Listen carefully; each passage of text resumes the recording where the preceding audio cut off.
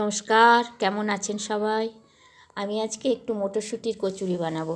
আমার নাতনি সাহেবা এসছে তো পরীক্ষা দিতে, তো আমি নিজের হাতে একটু কিছু না বানিয়ে খাওয়ালে আমার ভালো লাগে না। যখন ও আসতে যায় তখন আমি ভীষণ মন খারাপ করি। হ্যাঁ, সেখানে ও নিজেই বানায়, এই শাশুড়ি বানিয়ে দেয় খায়, সেটা আলাদা। ও শ্বশুর এনে দেয়, শাশুড়ি বানায়, নিজেরা, সেটা আলাদা। কিন্তু আমার হাতের জিনিস ও খেতে ভীষণ পছন্দ করে। ছোটোবেলার থেকে মানুষ করেছি তো, তাই সজনে ডাঁটা তো আমাদের আসেই, একটু করলা আছে। তাহলে শুক্তোর স্বাদ তো হয়েই আছে। তারপরে একটু ভেন্ডি কিনেছি, জানেন, ভেন্ডি বা ঢ্যাঁড়স যা বলবেন।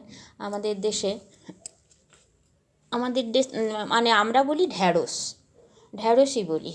তো যাই হোক, 250 ঢ্যাঁড়স এনেছি। আর এই কড়াইশুঁটি বলুন আর মটরশুঁটি বলুন, আমাদের দেশে মটরশুঁটি বলে। আমাদের দেশে এগুলোকে মটরশুঁটি বলে। যাহাই 52 তাহাই 53, যাহাই রাম তাহাই শ্যাম।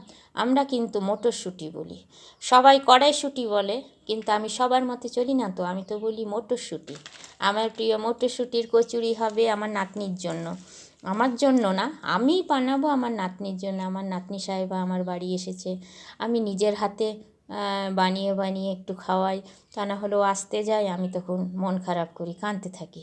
তার জন্যে ছোটো থেকে মানুষ করা তো, ছোটো থেকে একটা পাখিও যদি রাখেন, মানুষ করেন, সে উড়ে গেলে ভীষণ মন খারাপ হয়। সে তো আমাদের কোলে পিঠে করে মানুষ করেছি। আমার নাত জামাই আসবে আবার, তো নাত জামাই কবে আসবে এখন বলতে পারছি না। আমাদের সরস্বতী পুজোতেও ধুমধাম হয়, জানি না কখন আসবে, তার ছুটি ছাটা থাকবে। যাই হোক, তো আমি মটরশুঁটির কচুরি বানাবো বন্ধুরা, দেখবেন আমার নাতনি সাহেবার জন্যে। গুনগুন ও এসেছে আমার কাছে, আমি একটু মটরশুঁটির কচুরি বানিয়ে খাওয়াবো ওকে। ঠিক আছে, আবার ভিডিও দেব, আবার দেখা হচ্ছে, আবার দেখা হবে নেক্সট ভিডিওতে। এখন আমি রান্না বান্না করতে শুরু করি। রান্না করতে শুরু করলাম, আবার ভিডিও দেব, সবাই দেখবেন। আজকে এইভাবেই দিন শুরু। সবাইকে জানালাম সুপ্রভাত।